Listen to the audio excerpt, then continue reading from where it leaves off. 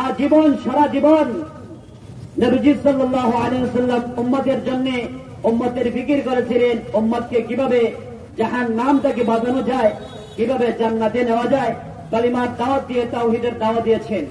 আল্লাহ নবী সাল্লাল্লাহু আলাইহি ওয়াসাল্লামের শরীর মুবারক থেকে রক্ত বের হয়েছে, নবীজি সাল্লাল্লাহু আলাইহি ওয়াসাল্লাম দান মুবারক শহীদ করেছেন। এমনকি আল্লাহ নবী সাল্লাল্লাহু আলাইহি ওয়াসাল্লাম সারা জীবন উম্মতি উম্মতি বলে কেঁদেছেন। নবীজি সাল্লাল্লাহু আলাইহি ওয়াসাল্লামকে আল্লাহ তাআলা বিশেষ মেহমান বানাইয়া মেরাজের রজনীতে আল্লাহ তাআলা নিছেন জান্নাত জাহান্নাম দেখানোর জন্য, আল্লাহ তাআলা দিদার লাভ করার জন্য। সেই জায়গায় গিয়েও আল্লাহর নবী সাল্লাল্লাহু আলাইহি ওয়াসাল্লাম আমাদেরকে উম্মতদেরকে বলেন নাই, উম্মতি উম্মতি বলছেন। ইয়া আল্লাহ, আপনি আমাকে বিশেষ মেহমান বানাইয়া জান্নাত জাহান্নাম দেখাইয়া আপনার নিকটবর্তী করিয়াছেন। সেই জায়গায় যাওয়ার পরেও রব্বি হাবলি উম্মতি উম্মতি বলিয়াছেন। আল্লাহ, আমি আপনার নিকটবর্তী হইতে পেরেছি, আমার উম্মত তো আপনার নিকটবর্তী হইতে পারবে না। আর নবীজি সাল্লাল্লাহু আলাইহি ওয়াসাল্লামের মনের মধ্যে দুঃখ কষ্ট, আল্লাহ তাআলা বলেন, এ আমার হাবিব, আপনাকে বিশেষ মেহমান বানাইয়া আমি আল্লাহ আমার নিকটে আনছি আপনার মনের মধ্যে কষ্ট রাখার জন্য নয়, আবার আপনার মনের মধ্যে দুঃখ রাখার জন্য নয়।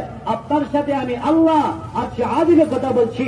আপনার উম্মত যখন জমিনে নামাজে দাঁড়াইবে, আমি আল্লাহ আপনার উম্মতের সাথে কথা বলবো। বলেন সুবহানাল্লাহ।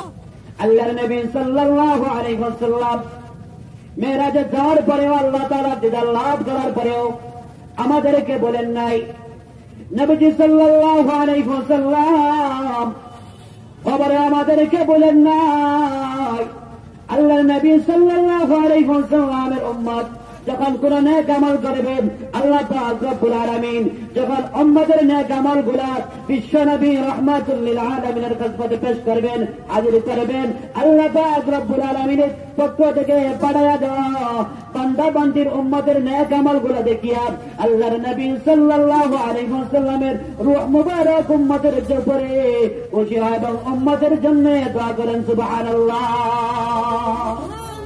কিন্তু নবীজি সাল্লাল্লাহু আলাইহি ওয়াসাল্লাম উম্মতের যদি কোনো খারাপ ঘটনা হয়, নাফরমানির মধ্যে লিপ্ত হয়, গুনার মধ্যে লিপ্ত হয়, নবীজি সাল্লাল্লাহু আলাইহি ওয়াসাল্লামের নিকটে আমলনামা পেশ করা হয়। নবীজি সাল্লাল্লাহু আলাইহি ওয়াসাল্লাম দেখিয়া কাঁদেন এবং আল্লাহ তাআলার নিকটে ইস্তেগফার করেন। বলেন আল্লাহু আকবার।